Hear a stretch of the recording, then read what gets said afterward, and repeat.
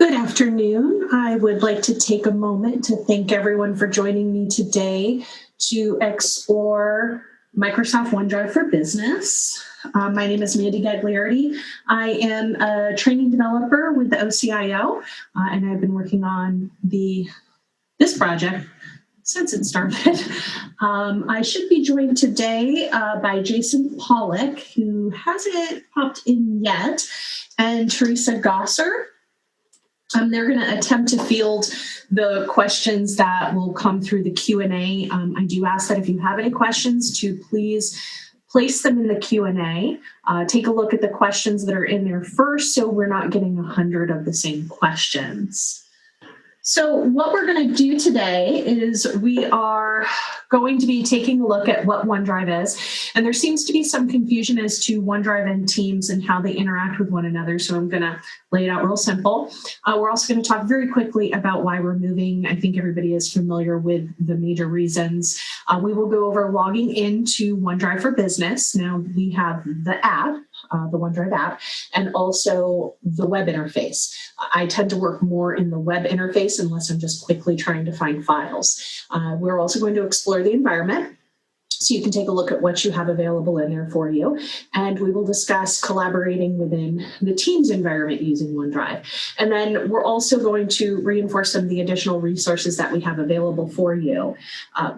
I'm actually going to do that first because I will reference this website quite a bit, and that is the Administrative Resource Center that just launched last month.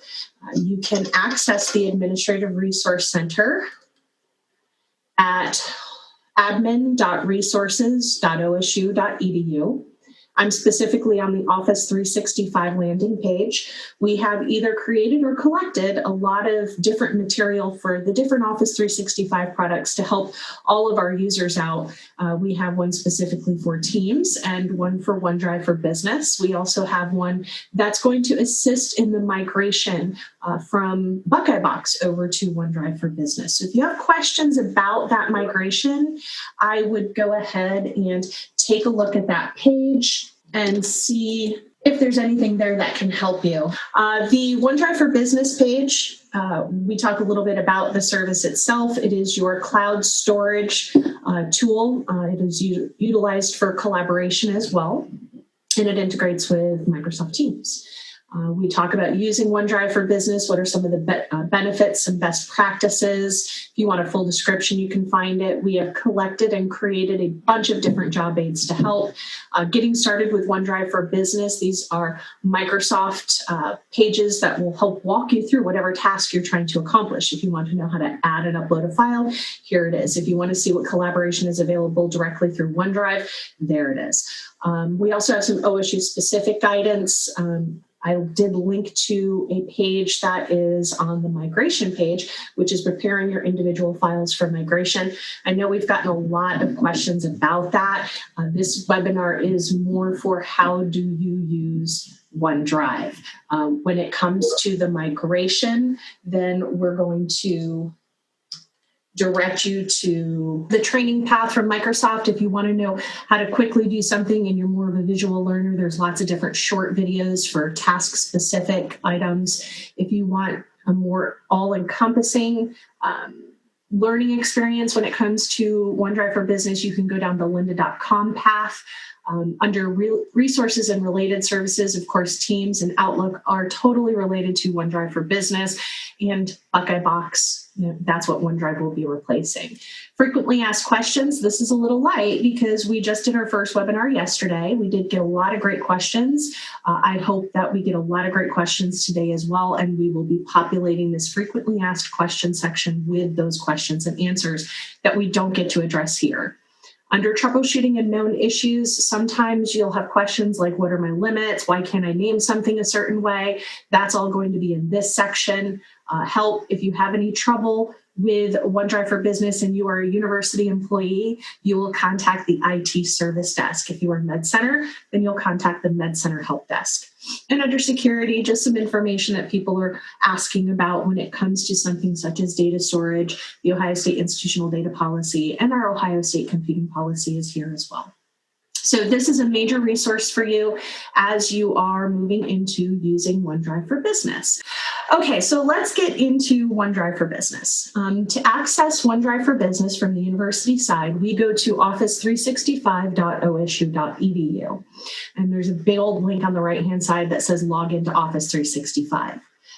University employees, you will log in using your last name number at osu.edu email address. MedCenter, you use your MedCenter ID at osumc.edu. So I'm going to click on this. Of course, my password is saved because I'm in and out of here all the time.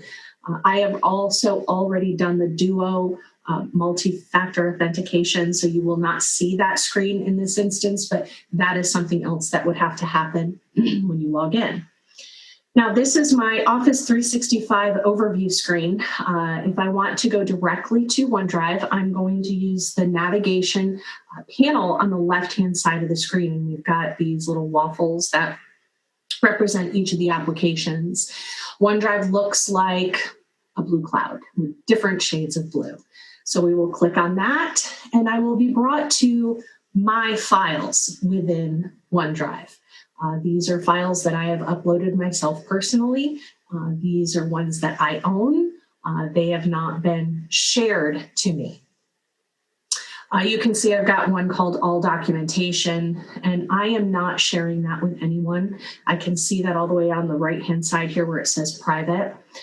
I do have this one called Public Speaking. I shared that, I think, with Teresa yesterday during our OneDrive webinar. So we'll play with that again today. And I also just have a file in here. You can have folders and files. Your navigation is done on the left-hand side of the screen. You have My Files right here at the top. Recent, of course, will show you files that you have recently interacted with. Shared will show the files that have been shared with you. This is where you can get to content that people have shared directly from OneDrive, or if they have shared it through the Teams interface. The recycle bin is just like any other recycle bin. When you delete something, it's going to go into the recycle bin, and I believe that the default is 30 days from what Jason said. Below that, you'll see something called shared libraries, and there is a shared library for every team that you are a part of. And it will appear here in OneDrive. So if you are working with a group of people in teams, anything that is shared within that team will also appear here in your OneDrive shared library. It's the same file. You're just looking at it in two different places.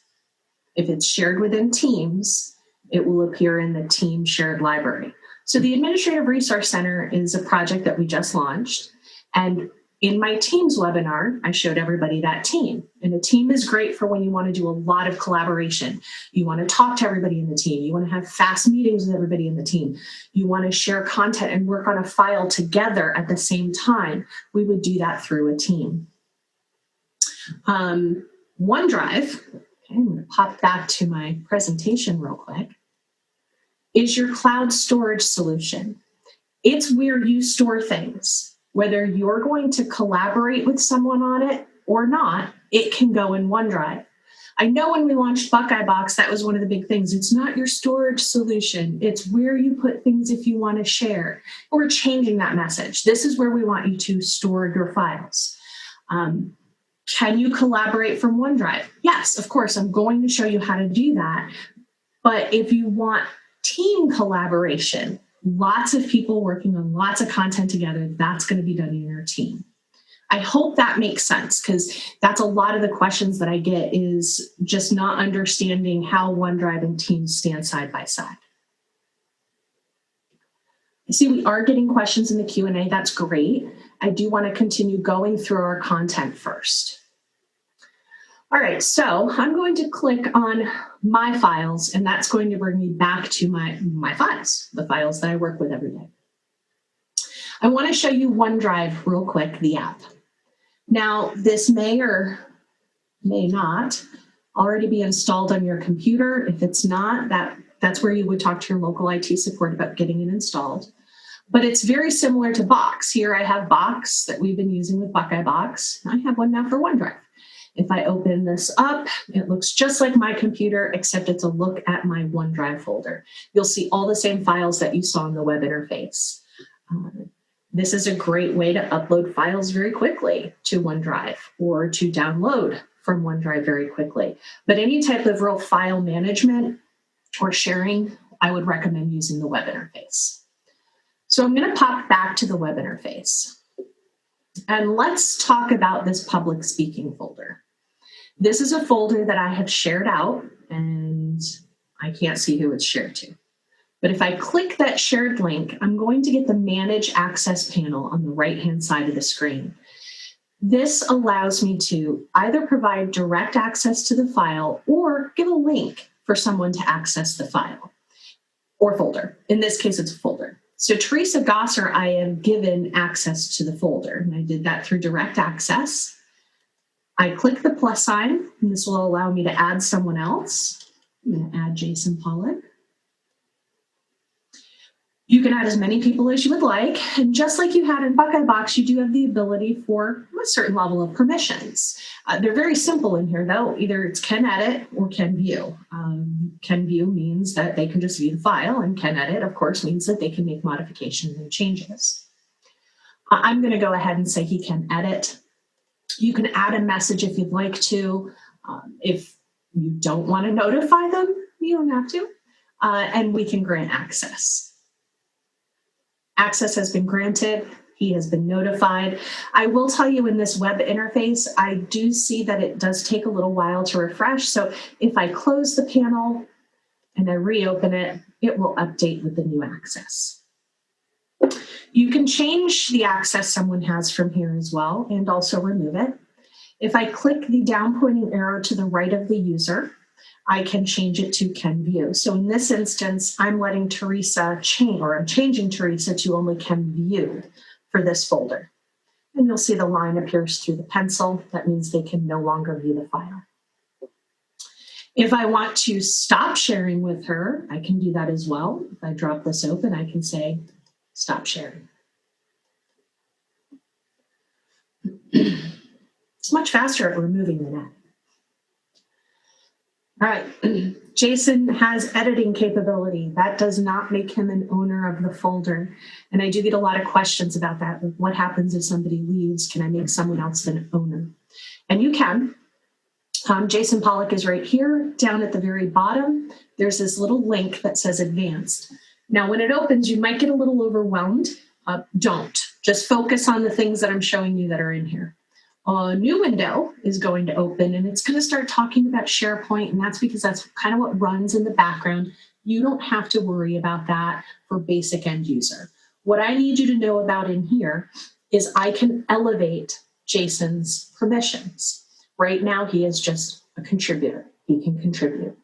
If I put a check mark in front of his name, this button up here at the top, Edit User Permissions, becomes available, and I can click it. And now I can change what permission level he has and drill down even further. So that ability to drill down the permissions does exist. I'm going to go ahead and give him full control. And I'll click OK. You can see now the permission level says full control. I'm going to close that panel, which will bring me back to OneDrive. Again, I'm going to close that and reopen it just so it updates. And now you can see to the right of Jason's name, it says he's actually an owner of the file. Okay. Let's take a look at the shared library. So I'm in a team called Administrative Resource Center. If I click on that, I'm going to see documents and Wikidata. Depending upon the team type that's created, there could be a wiki, but we're just going to go right into documents because that's going to show me documents that have been shared in the different channels inside of your team. There's always a general channel. So by default, we have everything in our general channel. We didn't create special ones. So I'm going to click General, and you can see the different documents that we have worked on in the Administrative Resource Center team. I'm going to pull Teams over here real quick so you can see what I'm talking about. Even though this is a OneDrive session, knowing how it integrates with Teams is critical. So this is Microsoft Teams, and you are looking at the same exact content. If I decide to upload a file here in the Teams interface, I'm just going to randomly choose files. Oh, let's pull something from the desktop, at least that I know what it is. Okay, no, here's a PowerPoint presentation. We'll pop that one over. You'll see in the upper right-hand corner of Teams, it says it's uploading it. You can see that session 1 PowerPoint is listed there. I'm going to refresh my page because, again, this is a web interface. But now session 1 appears in the Teams shared library within OneDrive. If I remove content from here, okay, that's gone.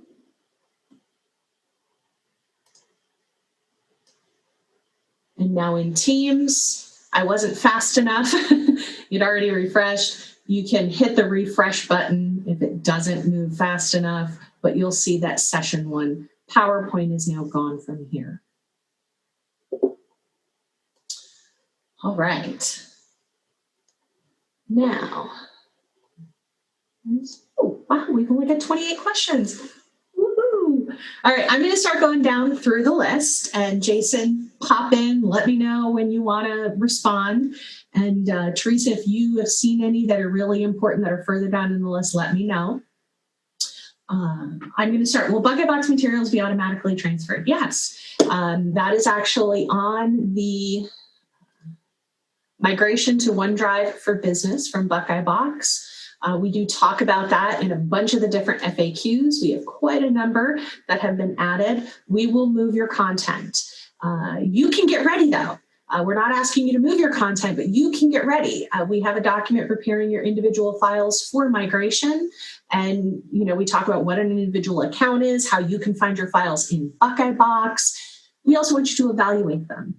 We want to make certain everything that's being moved over needs to be moved over. We don't want you to have files in there that you are no longer collaborating on and no one needs. We do understand there's retention policies. I have all of that in here as well. So we've tried to guide you on that.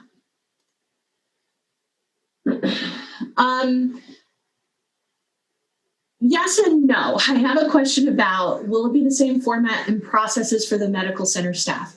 That's the goal. I do know that there will be some minor variances, but the overall how do I use the service is going to be the same. All right, Jason, I'm going to let you handle this question from Kathleen Hall. Great about the Buckeye Box materials. Will all of our sharing permissions transfer over? So there's actually a couple on there dealing with sharing and permissions and transfer through with it. So a lot of those details are available on the Cloud Storage and Collaboration Transition site through there. So when the migration product that we'll be using to transition this will carry forward the majority of collaborations that you have out there, converting the link and the permissions and that kind of stuff through it with it. There is an exception in this, of course, is that we do not allow anonymous links or public links in the system. So that will be one that will not be carried forward at this time. There's other discussions happening around that, but it will translate. On that site, towards the bottom, there's a chart that lists the different permissions between Box, OneDrive, how it kind of maps over. Owner is the same from all intensive points of that between the two in that. There's a question here about storage space. Again, that's all on there with it. OneDrive, when you think about these products, OneDrive for Business that we're talking about here is for your personal, your individual files. You want to store university data in there and the corresponding controls that go with that. It has a 5 terabyte limit through there. Teams, different product, different storage, made for that group collaboration, that different capabilities inside that with it. When people leave the university, just like today with Box, if there's stuff in their personal Box account or in their personal OneDrive, there's a process to have that transferred or moved over. That'll continue forward as we go forward. Okay. Sorry, I marked a bunch here. They're flying by. That's good. The other one here is a question asked about OneDrive, SharePoint, how that kind of all comes back together. So OneDrive for Business and Teams are separate products. They're both built on a SharePoint backend. So that's how you see that. And there's obviously interchangeable features and capabilities between them because of that. But for all intents and purposes, OneDrive is a product. Teams is a separate product, even though they share some commonality there.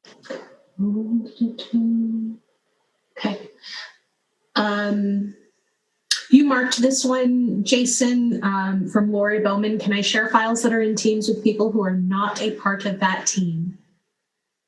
So yes, you can. You can share files with people, just like OneDrive. You can share them with external people. They have to be named through there. So it goes to an email address through there. That does not make them a part of the team. Just like Mandy showed, sharing a folder or a file does not give them access to everything in your OneDrive, but you do have that ability. It cannot be anonymously shared. It has to be shared to a name, so there's tracking and there's actually a little authentication that goes with it.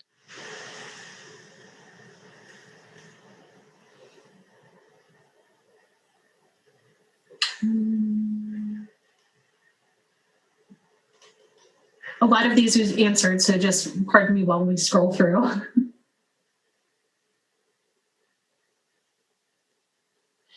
I'm not 100% certain on that. Jason, does CanView allow them to also download a copy of the file like it did in Buckeye Box? It does. Okay, good. It does. Here's a question here. Who can do this if the original owner of the folder leaves OSU? And I assume you mean elevate someone else up to an owner. The IT service desk, if you are a university, if you're Med Center, you would need to contact the Med Center help desk. See, another one here is asking about the Sync app on the desktop.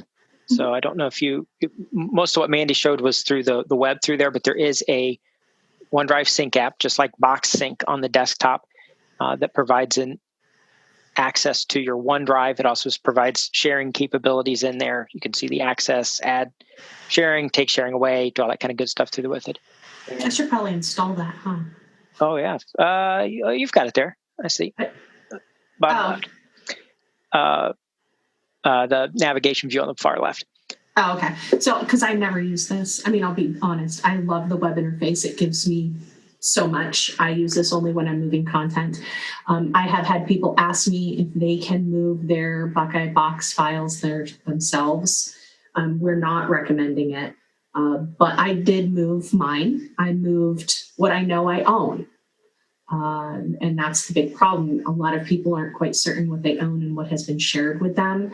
But if you know that a file in your Buckeye Box folder is owned by you and only you, and you haven't shared it and don't need to share it with anyone else, you can do that move yourself. And that's how I did it between the OneDrive app and the Box app. And it was quite seamless. Now, using the OneDrive app on desktop, actually a couple of things there. There is no deadline for the migration for people to move their own stuff. We have a tool and a project that will be performing that. A schedule will be provided to departments and individuals so they know when they're moving from that start. So there'll be a complete transition between the two. That will be provided as that schedule is completed. We'll provide that out to people through there. Using the OneDrive client on the desktop is not required. Obviously, the web works very well, and you can use the Office web apps and other apps to interact, or mobile apps to interact. The OneDrive for Business app in the desktop, a lot of people like this because they're just the way you work from a workflow perspective. You like to go through that folder structure. That hierarchy makes more sense to you than the web page, and that's one piece that this allows you to do. There's a question here. I actually just scrolled by. If you open a document from either the web out of OneDrive or from the OneDrive desktop client, all of those, like the Office apps, are co-authored and co-editing. So two people can be in the same document at the same time making changes, without it overriding or stomping on each other through there with it. So it's completely able to be edited at the same time. That's with inside of the Office suite of applications. So Word, Excel, PowerPoint through there. There's some questions in here about research sharing. Jason, do you want to field that one? Because I know it's a big discussion in the project team right now. Research. So just like Box, OneDrive has been classified for S4 data. That does not include HIPAA, and that does not include controlled research data, just as Box. So same way you treated Box from a classification standpoint with documents you'd use out there, that would be the same thing for OneDrive and Teams. If there are specific research data or things that you want to store in it, we need to go up through the security coordinators review to evaluate and get approval or compensating measures to allow that to occur. There's a question in here. If we continue to collaborate with people outside of OSU and Box, do we keep the app to do that? So I'm based upon the question, I think they're asking if they're collaborating through Box with people that they're still using Box and they're going to continue to store their files in Box, can we still collaborate with them? I hope I'm understanding that question correctly. My answer would be they'd have to move to a personal Box account, correct, Jason? Yes, they could still continue, but it would not be a university account anymore after the project is done. Correct. And guidance on that will be coming out as well as we get closer to that point. Another one. On the OneDrive for Business admin resource page, it says best practices, and it has the best practices that Brent gave us about folder naming. And they're asking, do we have to change the names of our files, folders? My team will be very unhappy. So it's a best practice. There's a couple like reserved characters or warnings that we want people to be aware of.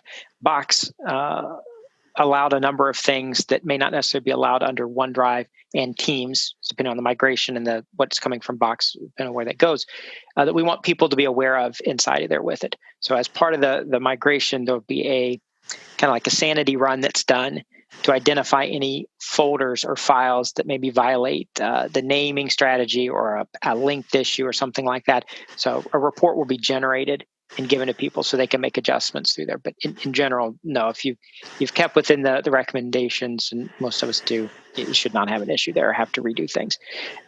Restructuring, though, if the folder structure you have is not exactly in the right structure or flow that you would like, we'd recommend doing that while it's on Box before anything's moved.